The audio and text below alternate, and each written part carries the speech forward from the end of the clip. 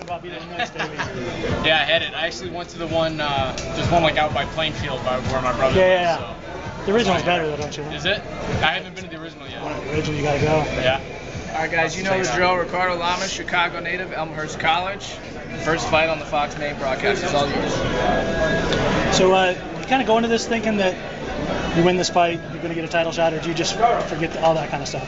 Nobody's told you that, of course. Yeah, I'm not even thinking about a title shot right now. It's something I learned long ago in wrestling is never look past the match. So I'm not looking past this one, and what happens afterwards I'll deal with after the fight. But at least, I mean, you've got to be thinking you got to win impressively to even get them to think that in that direction, right? Yeah, I'm always thinking that for every fight. You know, it's not what you've done in this sport, it's what you're going to do. It's how you look in your last fight. Yeah. And you just got to be constantly performing to impress Dana White and everybody out there and all the fans. He's had a little bit of a layoff, a year and 3 months or something like that. Do you think that affects him at all, or is that something that you can't worry about?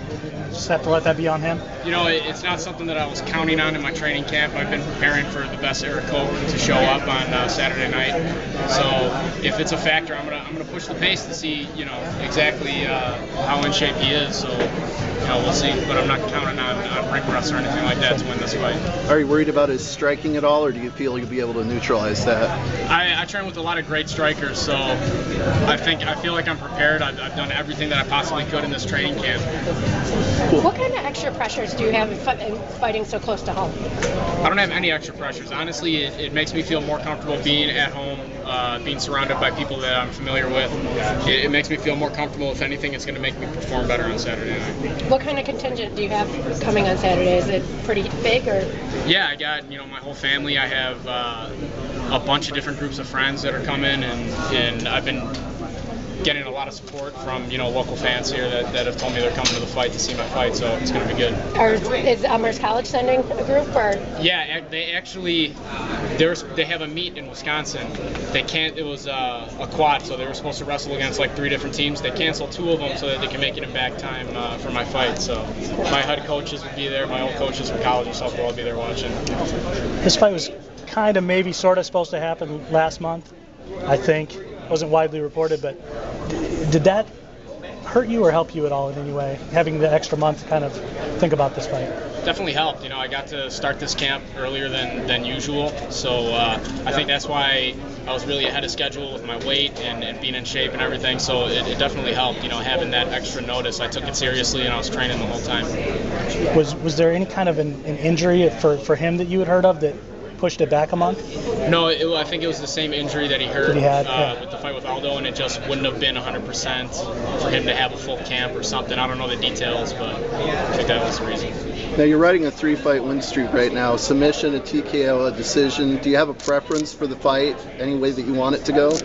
I want to win a bonus. I want to impress all the fans. I want to impress Dana White in the UFC. And I think we definitely have the makings for a fight of the night. He's a great fighter. I have a lot of respect for him. He's a young guy, and he's going to bring it, and I'm going to bring it. So hopefully we'll get one of those bonuses. Rick, how do you feel leading off the network portion of the telecast and stuff, being the first fight out on Fox? It feels great. A lot of my fights have been on the undercard, so not too many people know me. I'm kind of a dark horse in the 145-pound weight class. So to be able to kick off a Fox event in my hometown for the UFC is awesome.